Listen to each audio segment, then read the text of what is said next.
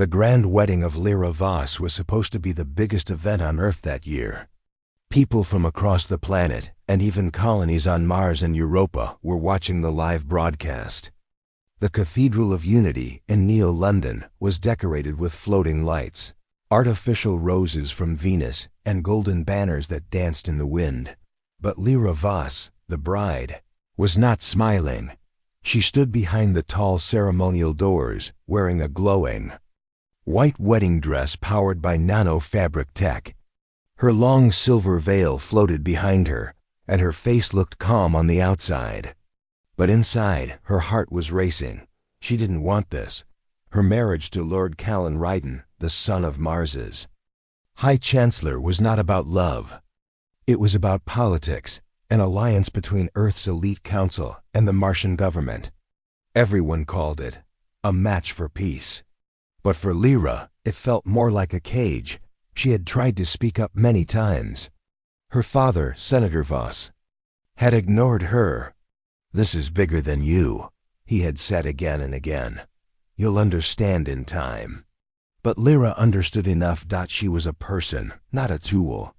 And she was not going to spend her life pretending to love a man she barely knew, just to keep powerful people happy.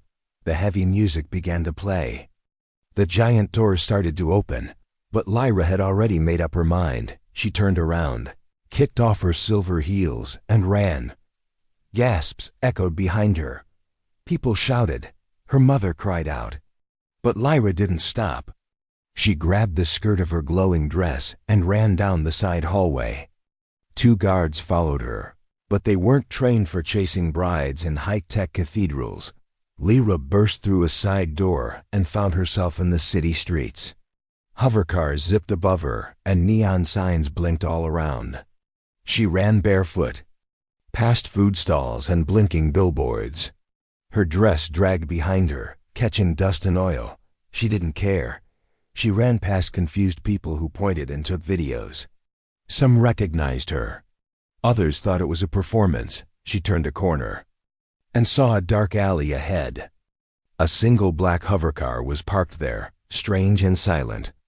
It looked different from most city vehicles, larger, armored, and covered in matte plating. It didn't belong here, but Lyra didn't stop to think. She ran straight toward it and slammed into it face first.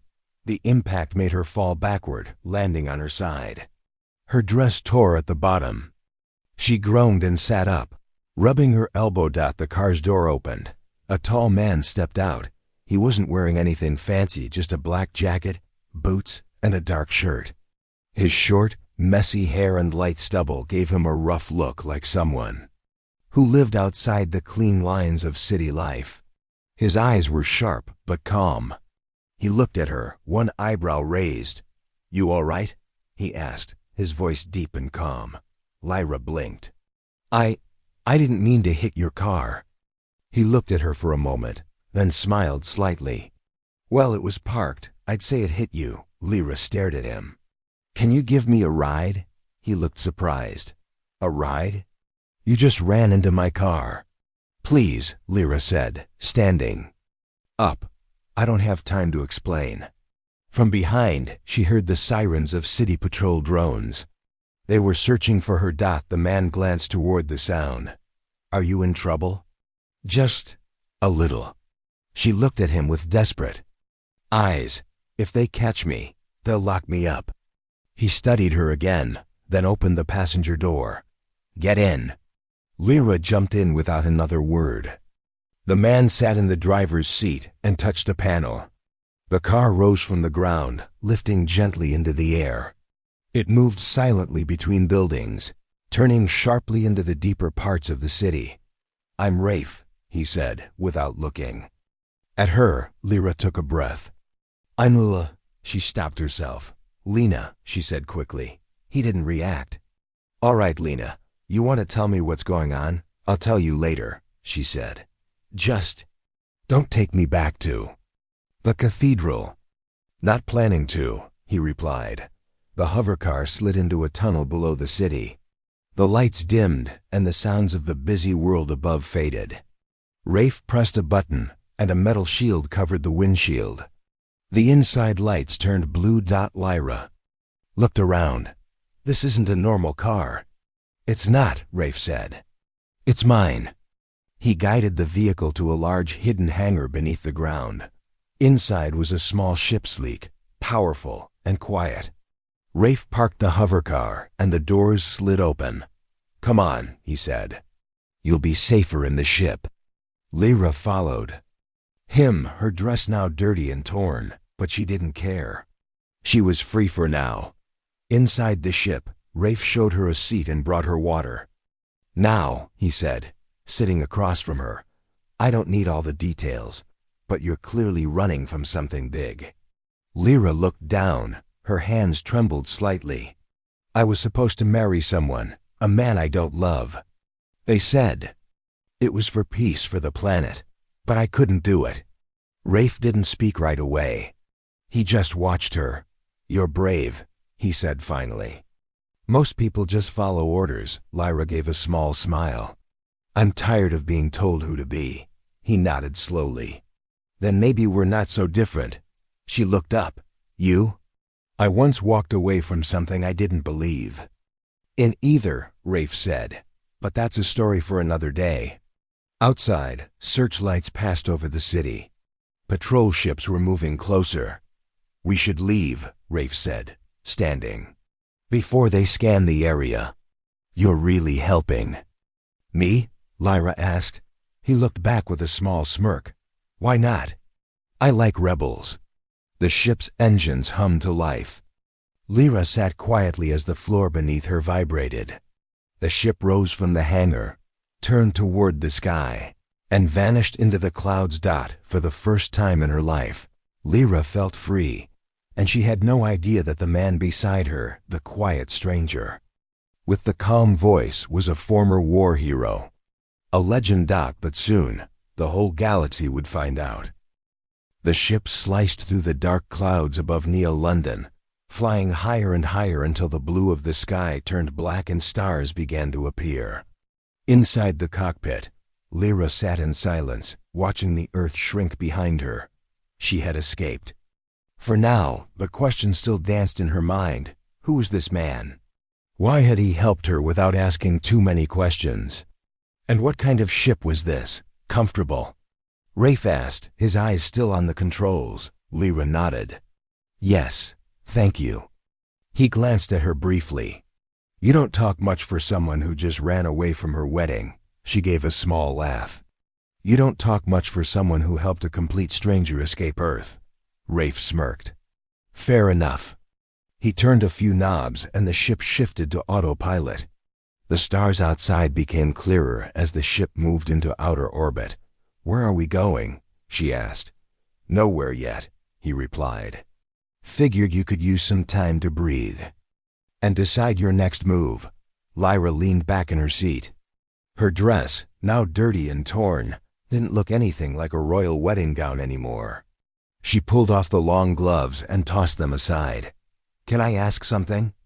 She said. Rafe nodded. Why did you help me? He looked out the window for a moment before answering. Because I've been where you are. Feeling trapped. Feeling like everyone else has written your story, and you're just acting it out. Lyra blinked. That's exactly how I feel. He didn't reply. Instead, he stood up and walked toward the back of the cockpit. Lyra followed, her bare feet quiet on the metal floor. The ship's interior was cleaner than she expected, simple, functional, and powerful. A few medals and old war badges hung on the sidewall. A tattered jacket with Earth's Terran Space Force symbol rested on a hook. Lyra froze. You were in the military? She asked slowly. Rafe turned. I was. What rank? Commander, he said simply. Rafe Kale, former leader of the 7th Fleet. Lyra stared at him, her mouth slightly open. That name wasn't just familiar, it was famous. Rafe Kale was the war hero who ended the Andros conflict, a brutal war that had lasted 5 years and spread across 3 systems. His tactics were legendary. His final mission, Operation Emberfall, was taught in strategy schools. You're that Rafe Kale? she whispered. He raised an eyebrow. Disappointed? No, I just didn't expect. She looked around the ship again, suddenly seeing everything differently. Why would a war hero be hiding under a city in a personal stealth ship? Rafe noticed her confused expression. I left the military 2 years ago. Too many rules, too many orders. I didn't want to be a symbol anymore. Did you get tired of the attention? He shook his head. I got tired of being used. Lyra sat down on a bench nearby. So did I. They sat in silence for a while. The soft hum of the ship's engine was the only sound. Outside, the stars drifted slowly past. Lyra spoke again. They wanted me to marry a Martian lord named Callan Ryden. I barely know him, but the council said it would create peace. A strong alliance between Earth and Mars? Rafe asked. Yes, 2 major power blocks joined by marriage. She frowned. They said it would stop rebellion in the outer colonies. Rafe leaned against the wall. Peace built on control is never real peace. Lyra looked up at him. That's what I thought too. He gave a short nod. Then you made the right choice. But now I've become the center of a political storm, she sighed. They'll call me selfish, irresponsible, maybe even a criminal. Rafe crossed his arms. You don't owe them anything. You chose your own life. She smiled faintly. That's easy to say when you're hiding in space with a ship that can outrun anything. He chuckled. Fair enough. A soft alarm beeped from the console. Rafe walked over and pressed a button. A holoscreen appeared, showing a live broadcast. It was a news stream from Earth. The image showed the cathedral, still glowing with gold lights. The narrator spoke quickly. Breaking news. The bride, Lyra Voss, has fled her political wedding. The elite council has issued a search warrant and travel lockdown across nearby sectors. Then came images of patrol drones, bounty posters, and reports of unknown ships leaving Earth's surface. They're moving fast, Rafe said quietly. They always do. Lyra muttered. Another face appeared on the screen. Her father, Senator Voss. His face was hard and cold. We will bring her back, he said sternly. She must fulfill her duty. Lyra stood up and turned away. He never once asked what I wanted. You're not going back, Rafe said calmly. Not unless you choose to, she looked at him. But how long can I stay hidden? As long as you want, he replied. I can take you to the outer rings, far beyond their reach. What's out there? Freedom, or at least something close to it. She hesitated. Why are you being so kind to me? Rafe gave a small smile. Because a long time ago, someone helped me escape too. They gave me a ship, a second chance. I've been paying it forward ever since. Lyra nodded slowly. Then, maybe I'll find my second chance too. He reached into a compartment and pulled out a folded outfit. Here, not exactly royal, but it'll be more comfortable. She took the simple black flight suit and disappeared into a side room to change. When she returned, she looked different, not like a lost bride, but like someone ready to write her own story. So, Lena, Rafe said with a smirk, using her fake name again. What's your plan now? She smiled. Maybe I'll stay with you a while. You seem to have a habit of breaking rules. He chuckled. You have no idea. They both laughed. And for the first time in days, Lyra felt light. She was still a wanted bride, still a runaway from the most powerful wedding in human history, but somehow, in the middle of space, with a man who once saved the galaxy, she finally felt alive. Lyra leaned against the cold window of Rafe's ship, staring at the endless stars. The galaxy looked peaceful from out here, but she knew peace was an illusion. Behind her, the governments of Earth and Mars were in chaos. News reports called her the runaway bride of the century. Some claimed she had been kidnapped. Others believed she had joined a rebel group. Very few dared to say the truth, that she had simply walked away. Rafe's ship, the Firestorm, floated quietly in the far orbit of Earth, hidden by stealth tech. Inside, the lights were low. and the air smelled faintly of metal and engine grease. Lyra didn't mind. It was the first time in years she felt unobserved and safe. Still, she knew it wouldn't last long. Rafe walked into the room, holding 2 mugs of hot Nutri-Drink. "Here," he said, handing one to her. "Thanks," she said softly, taking it. He sat beside her on the bench. "We've been quiet for 18 hours, but that's going to change." Lyra looked at him worried. "They're looking for me, aren't they? They've launched 3 drone fleets. 2 are searching Earth's orbit. One is already moving toward the outer colonies," she sighed. "I guess they really want their political bride back." Rafe shook his head. "It's not just about marriage anymore. It's about pride, power. If you disappear, the council looks weak. Mars looks insulted. That scares them more than anything." Lyra sipped her drink, thinking, "What if I went? To the colonies? Somewhere far, where the council doesn't have control?" He nodded. "There are options. The Jupiter moons. Outer Mars mining towns. Even smuggler stations beyond Pluto. But first, we need to get off Earth's radar." "And how do we do that?" Rafe stood. "We'll go dark. No transmissions, no signals. But we'll need supplies, fuel, and cloaking chips. There's only one place close enough for that." Lyra raised an eyebrow. "Where?" He gave her a look. "The junk field." She had heard of it.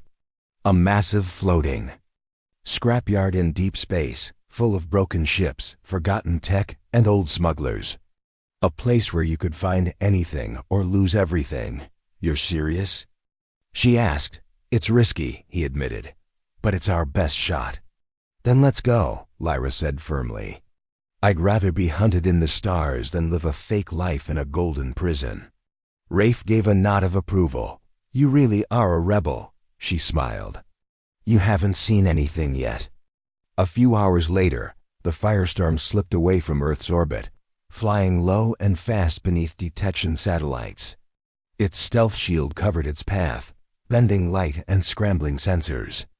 But Earth's security was no joke, especially with a massive bounty now placed on Lyra's return dot as the ship neared the outer zone. Alarms suddenly beeped on the control panel. Rafe frowned. "We've got company." Lyra rushed into the cockpit. "What is it?" 3 bounty hunter ships, light class, fast engines. "They're moving in from the right flank. Can we outrun them?" He shook his head. "Not without boosting the core. But that'll reveal our location to every scanner from here to Mars." Lyra bit her lip. "Then what do we do?" Rafe smiled slightly. "We play dirty." He flipped a switch, and the ship dived downward. Stars blurred as they passed through a dense asteroid field. The bounty ships followed, firing plasma shots. That lit up the black sky. Lyra held onto the seat. "Are you trying to get us killed?" "Just making things interesting," Rafe said calmly. The ship twisted between floating rocks, spinning sideways through narrow gaps. Rafe's hands moved quickly over the controls, his eyes sharp and focused. It was clear now he wasn't just a soldier. He was a master pilot. 2 bounty ships slammed into rocks and exploded. The third tried to keep up. "Time for a surprise," Rafe muttered. He released a cluster of small metal orbs from the ship's side. They floated for a second, then exploded into a flash bomb. The last ship lost its sensors and spun out of control. Silence returned. Lyra stared at him in awe. "Remind me never to doubt your flying again," he smirked. "I'll try to be humble." The firestorm reached the junk field 12 hours later. It was a dark, crowded zone of twisted metal and broken ships. Pieces of old war cruisers floated like ghosts in space. Satellites drifted aimlessly. Giant ship bones, long abandoned, spun. Slowly in silence, Rafe guided the ship carefully through the mess. "There," he said, pointing. "That's the trade hub." Lyra looked. Hidden among wreckage was a large station, patched together with parts from at least a dozen different ships. Its lights flickered. Docking arms reached out like giant claws. They landed quietly inside, The air smelled like smoke, oil, and rust. Traders, smugglers, ex-soldiers, and robotic vendors moved between stalls. Some had human faces. Others had mechanical arms or alien implants. But no one asked questions here. Lyra kept her hood up. Rafe stayed close. They visited 3 vendors. Rafe traded old tech for cloaking chips and blackout fuel. Lyra picked up a new cum patch and a basic ID scrambler. Every minute she expected someone to recognize her, but no one did. Not yet. Then came a voice. Well. Look who's hiding in the trash again. Rafe turned slowly. A man stepped out of the shadows, broad shoulders, thick beard, one mechanical eye. Daref, Rafe said quietly. The man grinned. Been a long time, Kale. Lyra looked between them, tense. I thought you retired, Darak said, circling them. Didn't think you'd return to my side of the stars. Just passing through, Rafe said calmly. Darak looked at Lyra. And who's this? She looks familiar. Rafe stepped between them. None of your business. Darak raised his hands. Relax, just making conversation. He leaned closer and whispered, You're flying with a high-priced secret, Rafe. The kind that brings fleets. You should be careful who sees you. Rafe narrowed his eyes. We'll be gone in 10 minutes. You better be, Darak said, smiling. Before someone less friendly finds you. He walked away. Lyra exhaled. He knows, doesn't he? Rafe nodded. He won't say anything, not yet, but our time's running out. They hurried back to the ship with the supplies. As they lifted off, Lyra looked back at the junk field. Her face was calm, but her mind was racing. She was being hunted across the stars, and the war was just beginning. The firestorm soared through deep space, leaving the twisted metal of the junk field far behind. The stars stretched like glowing rivers outside the ship's windows. Lyra sat at the dining console, slowly turning a small metal cube in her hands.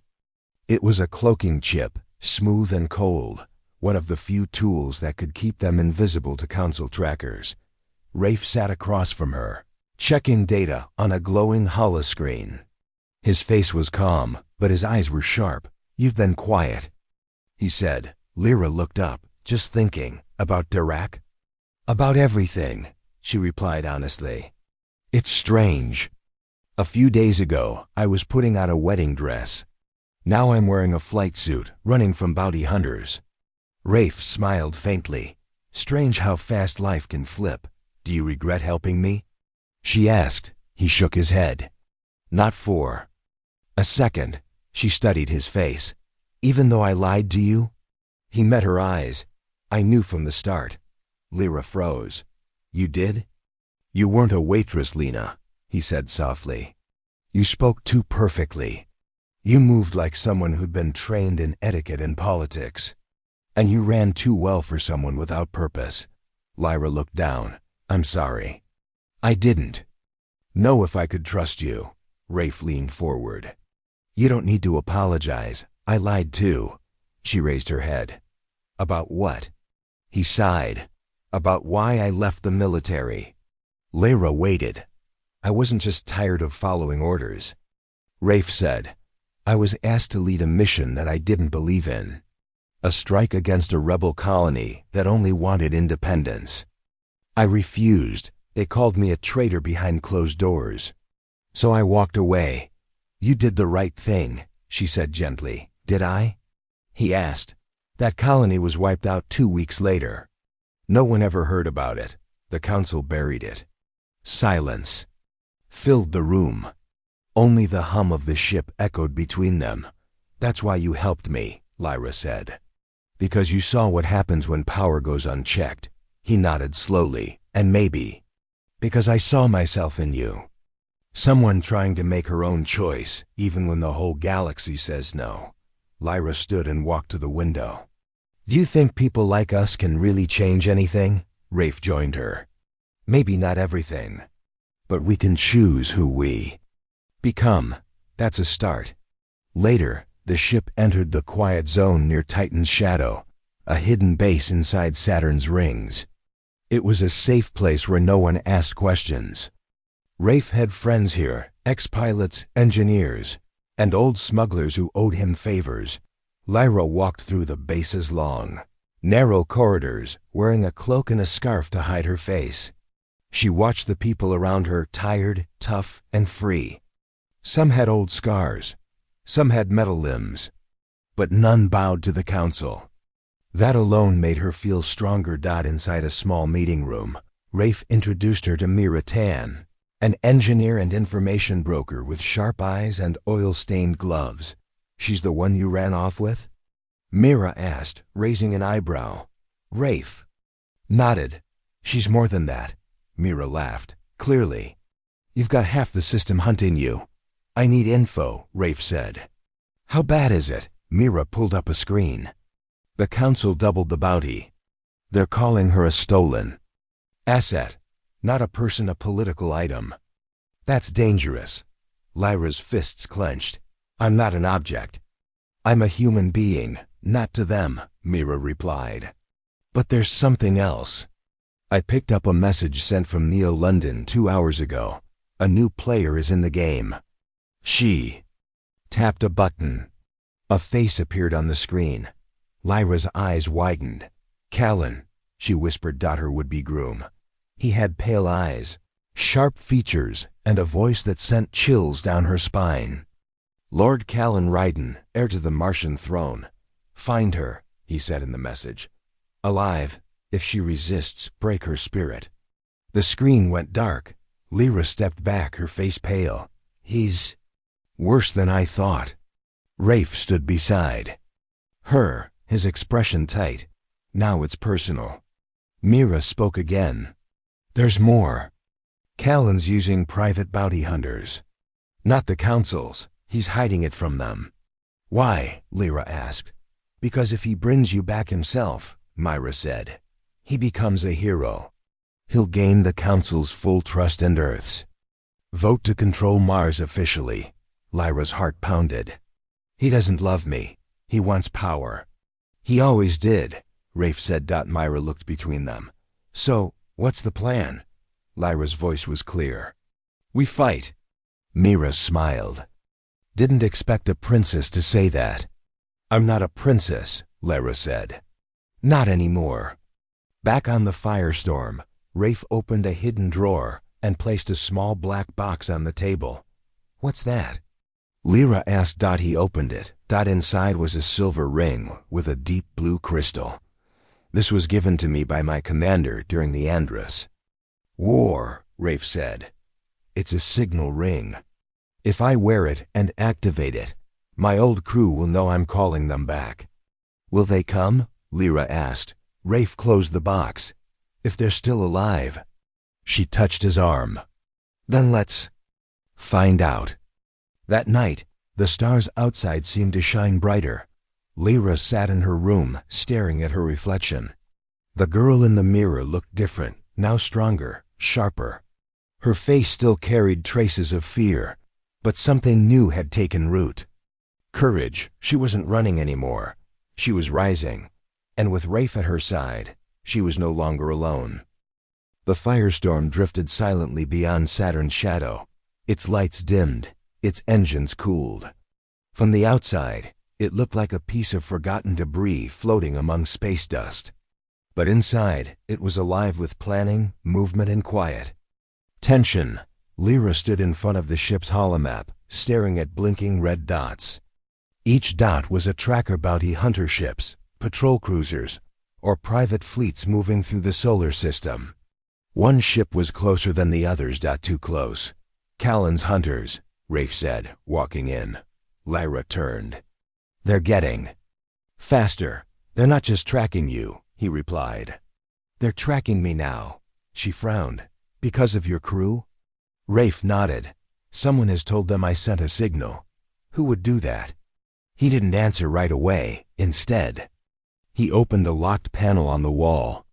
Inside was his old command ring, the one that could only be used by trusted members of the 7th Fleet.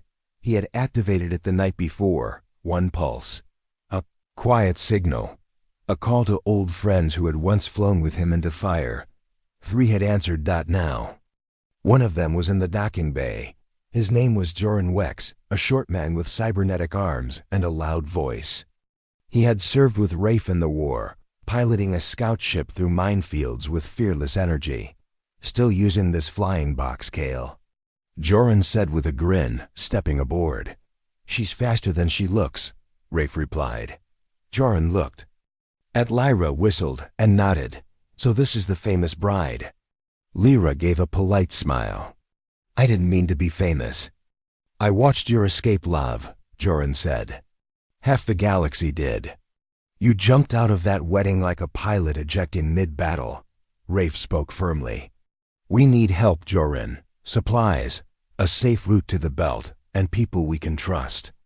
Joran's smile faded. I've got one name, an old contact near Ceres Station. She still helps fugitives, Lyra asked. Is she loyal? She was, Joran said. But things change. That night, while the ship hovered near an abandoned mining field to recharge its cloaking battery, Lyra sat alone in the engine room, listening to the quiet hum. She heard footsteps. Rafe appeared beside her, holding a tablet. Something's wrong, he said. One of our systems was accessed during the last hour. Lyra stood. By who? He looked down. Only 3 people have the code. Me, you, and Joran. Lyra's heart sank. You think he told them where we are? I don't know yet. But the signal logs were wiped. A red light flashed on the wall. Incoming vessel detected. Rafe rushed to the cockpit. Lyra followed. On the screen, a Martian stealth cruiser appeared, dark, sharp, and deadly. It wasn't broadcasting a signal. But Rafe knew the ship. That's Callan's private hunter, he said. It's called the Ember Wing. Lyra's hands trembled. How did they find us? Rafe didn't answer. Instead, he turned on the ship's defense shields. The Firestorm wasn't built for full combat. It was a fast ship, not a war machine. But Rafe had upgraded it with emergency pulse cannons. Joran ran in, pretending to be surprised. What's going on? Rafe turned slowly. You tell me. Joran froze. What? You accessed the nav system. You erased the logs, and now Callan's personal hunter is floating outside. Joran raised his hands. I didn't tell them everything. I just gave them a trail, a hint. I thought they'd pay me off, let me go. Rafe's voice dropped cold. You sold us out. I didn't know they'd come this fast, Joran shouted. I thought I had time to disappear. Lyra stepped forward. You betrayed us for money? Joran looked at her, guilt in his eyes. I was tired of running, of hiding. They promised they wouldn't hurt you. They lied, Rafe said, pressing a button. Metal arms shot from the wall, locking around Joran's wrists. He struggled, but it was useless. You're not dying today, Rafe told him. But you're not leaving either. Another alarm beeped. The Ember Wing had launched 2 pursuit drones. They began scanning the mining field. We need to move, Lyra said. Now, Rafe nodded. Strap in. The Firestorm powered up, engines glowing blue. With a sudden burst of speed, it rocketed through the mining zone, twisting between rock fragments and frozen fuel tanks. The drones chased them, but Rafe flew low and fast. He used every trick he knew, diving under shadows, blasting debris into the drone's path, hiding in heat pockets from old explosions. One drone clipped a rock and burst. The second kept coming. Lyra stood beside the weapons console. I can shoot it, Rafe gave a nod. Wait for lock. The screen beeped. Red target lines circled the drone. Now. Lyra pressed the trigger. A pulse cannon fired. The drone exploded into sparks. She smiled, heart racing. We did it. Rafe smiled too. Nice shot. Hours later, they were clear of the danger. The Ember Wing had vanished, unable to track them through the dense zone. In the holding bay, Joran sat silently, his eyes on the floor. Lyra walked in. You were once his friend. I still am, Joran said quietly. I just got scared. She didn't reply. She just looked at him with sadness, then walked away. Rafe stood in the hall. What do we do with him? Drop him at the Fade. Edge of series, Lyra said. He made his choice. Rafe nodded. You handled that well. Lyra looked out the window at the passing stars. I used to think politics were just words and speeches. But this is the real game, isn't it? Power. And fear, Rafe said. And the people caught in between. Lyra turned to him. Then it's time we change the rules. He raised an eyebrow. You've got something in mind? Yes, she said. If Callan wants to play this like war, we'll give him something he never expects. What's that? A voice. She walked into the ship's main room, activated a secure comm line, and stared into the camera. My name is Lyra Voss, she said, calm and clear. And I'm speaking to every free human in the solar system. She paused, then continued. I was born into power. I was promised. Like a gift to a man I did not choose. But I am not a tool. I am not an object. I am a person, and I ran away, not because I'm afraid, but because I finally found the courage to say no. She breathed deeply. If you hear this message, know that you are not alone. And I will not stop until we all have the right to choose our own lives. She ended the recording. Rafe stood behind her. You just made yourself a bigger target, Lyra smiled. Good, let them come. Lyra's message spread faster than wildfire. It played on secret channels, pirate networks, and resistance servers hidden on asteroid bases and forgotten moons. People from Mars to Europa watched a young woman speak with clear eyes and a steady voice. She was not a soldier, not a leader, just a bride who refused to be bought.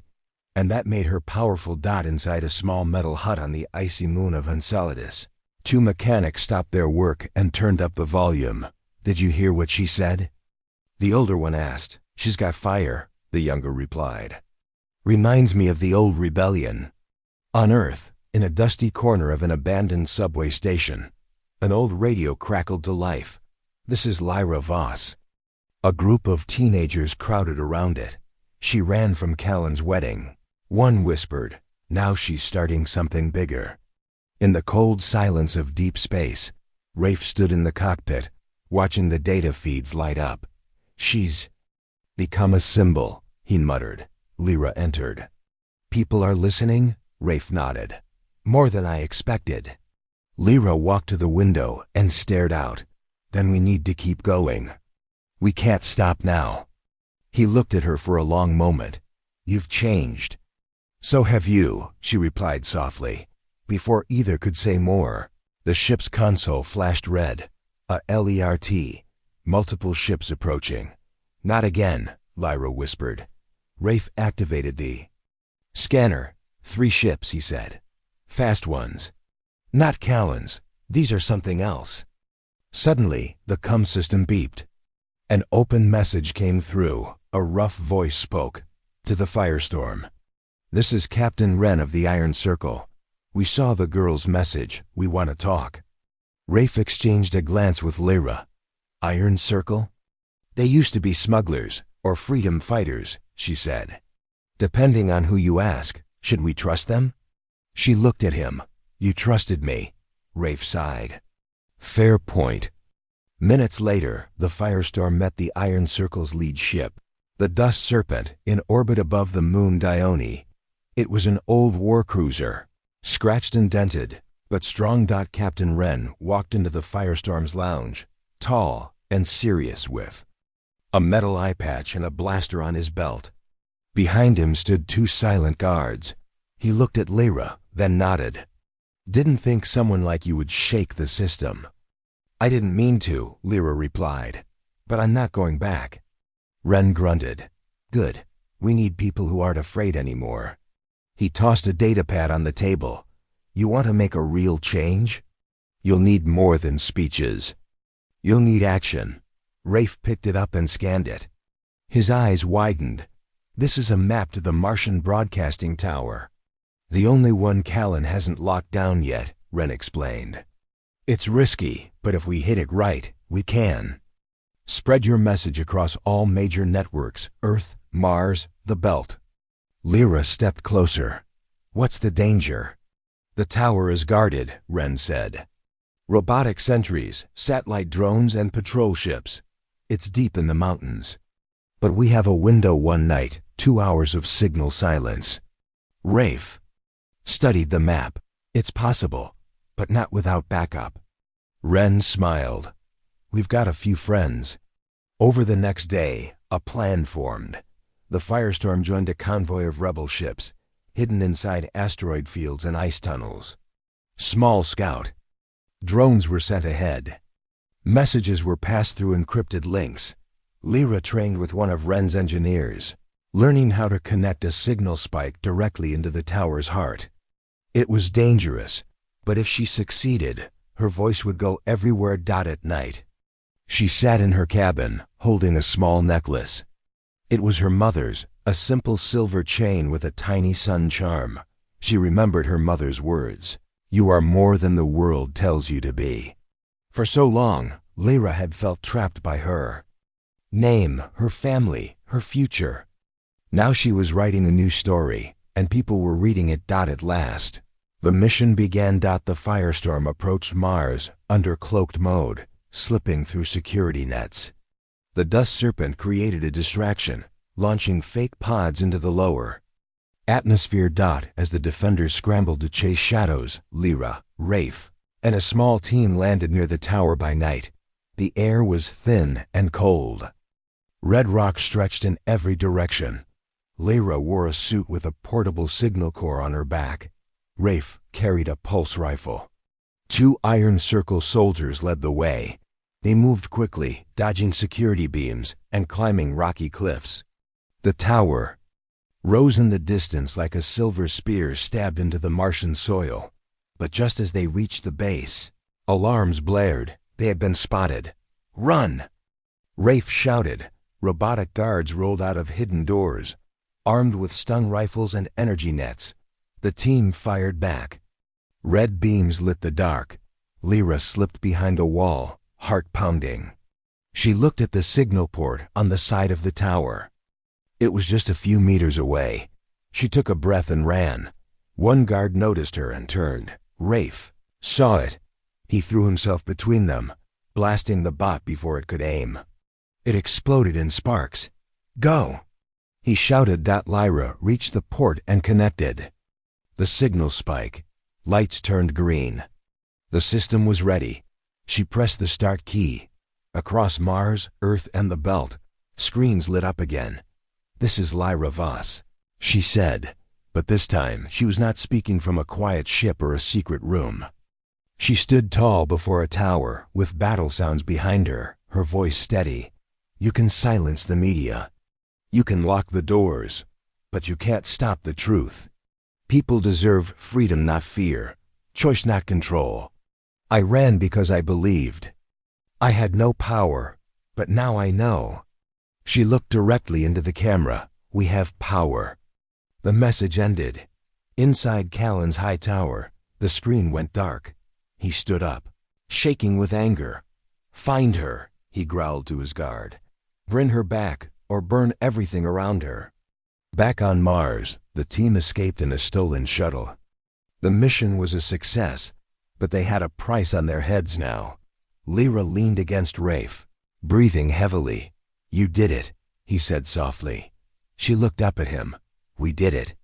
The stars outside flickered like a path waiting to be walked. She was ready. The silence after the broadcast was thick and heavy. Lyra stood with Rafe and the team aboard the stolen shuttle, watching Mars fade behind them. They had done the impossible, broke through the Martian Council's grip, and shared a message that shook the solar system. But the war was far from over. "This changes everything," Lyra said quietly. Rafe nodded. "Now the Council and Callan won't stop until they catch you, or destroy anyone who helps." Lyra clenched her fists. "Then we need allies. People who want freedom, not control." The Iron Circle captain, Ren, leaned forward. There are more like you, rebels on moons, miners, smugglers. We'll find them. For days they traveled the asteroid belt, sending encrypted messages to hidden outposts and old friends.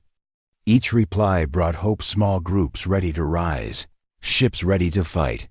Lyra spent hours in the command room, listening to reports.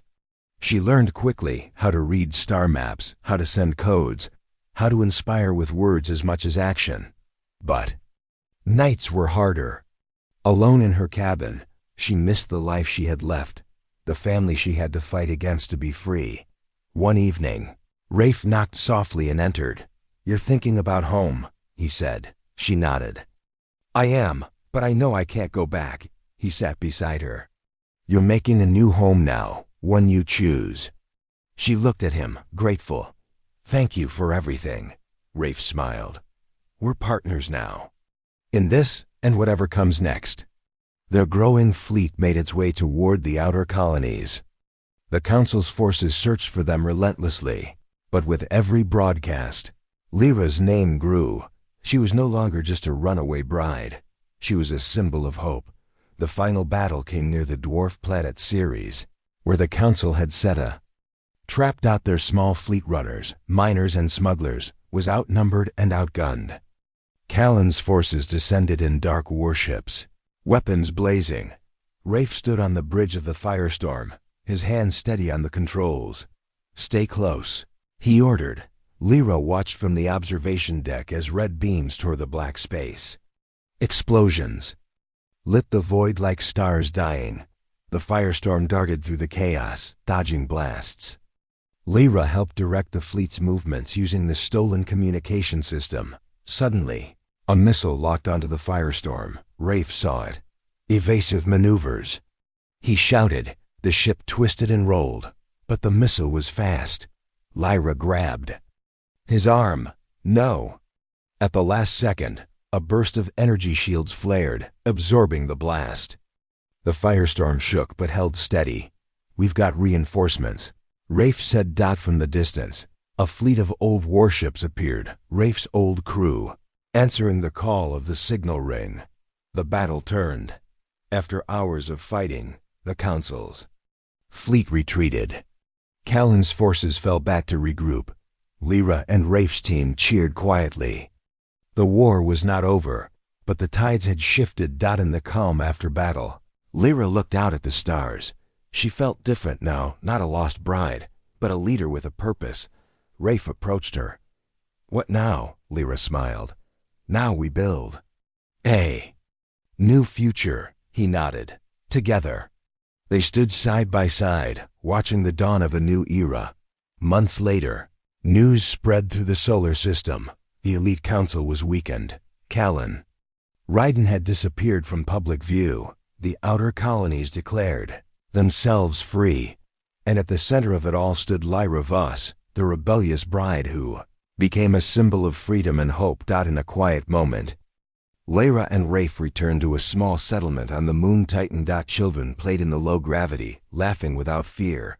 Lyra held Rafe's hand. "Do you miss the old life?" He shook his head. "Not for a second." She looked at the stars. "No, I don't either." The galaxy was vast and full of challenges, but Lyra knew one thing: freedom was worth fighting for. And with every step forward, they would carry this spirit of rebellion, courage, and hope.